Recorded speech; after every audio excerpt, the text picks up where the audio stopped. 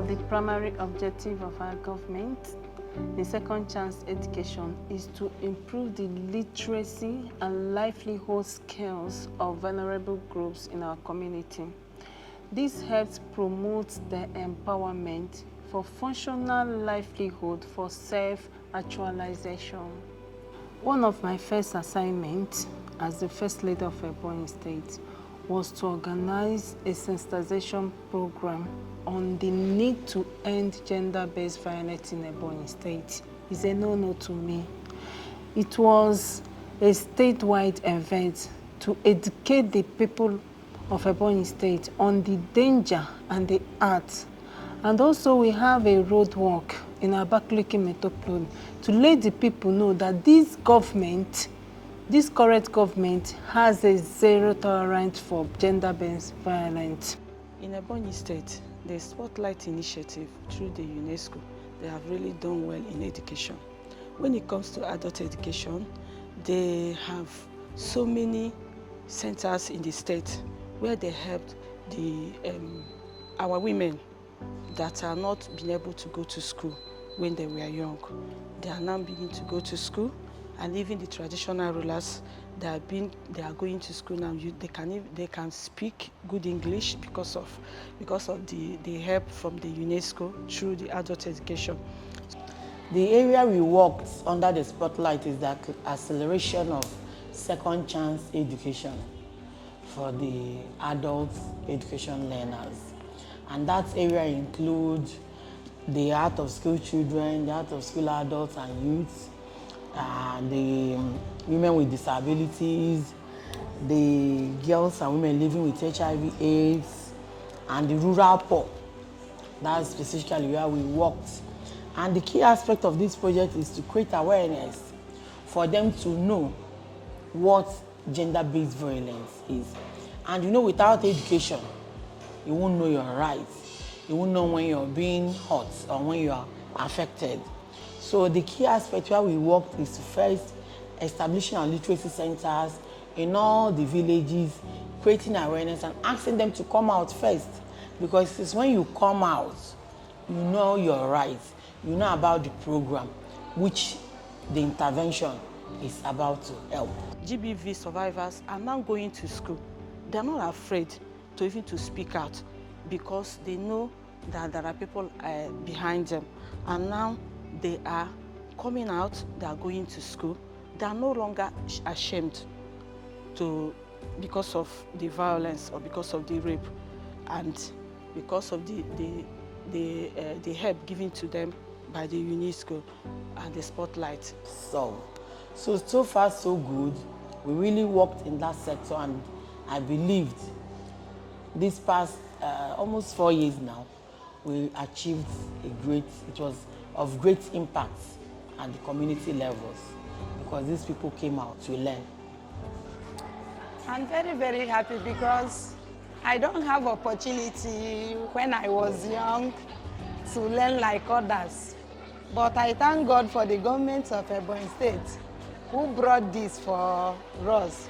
I'm enjoying it, more especially before I'm feeling shy to join them. But now, when I join them, I'm no more feeling shy. I'm very, very comfortable, and I noticed that it is good to learn.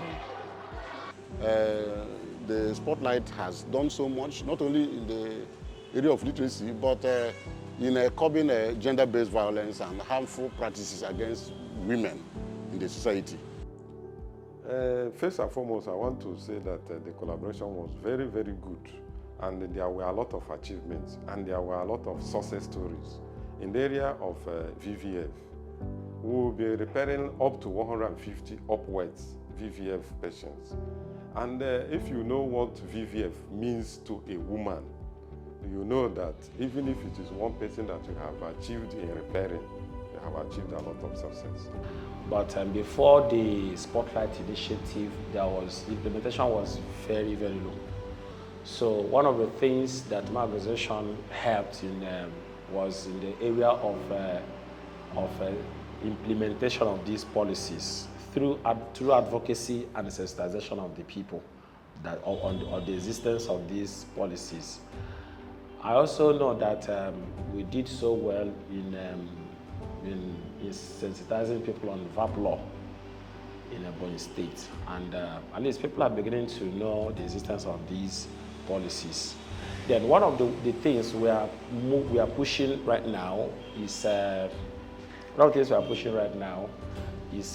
how the state government. In fact, I think it's almost at the final stage. You must have heard it from one or two places.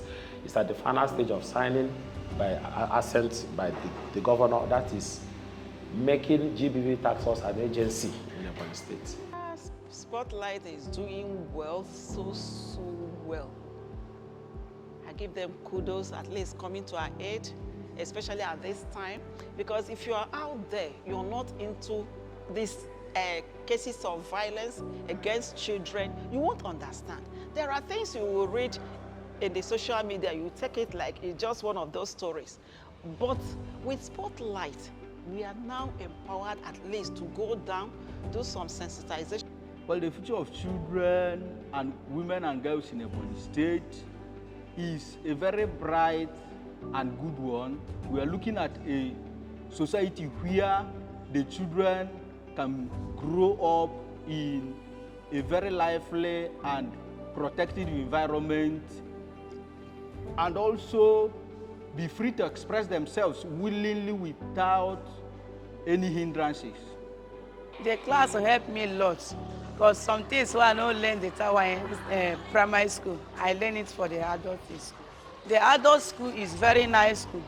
It's very nice. Sometimes, some people know how to calculate money. Some people know how to talk to customers or attend the customers, how to write or something they buy things maybe Omo or clean or other things. You go know how to use calculator to calculate it.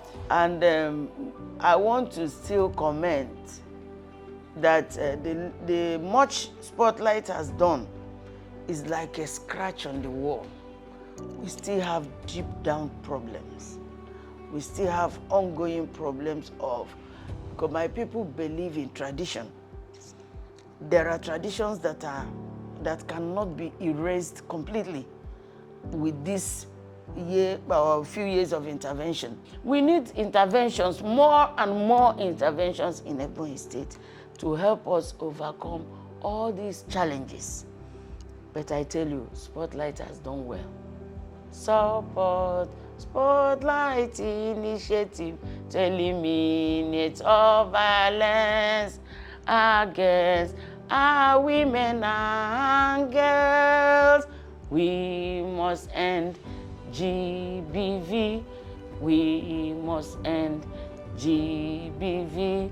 We must end all GBV in our land.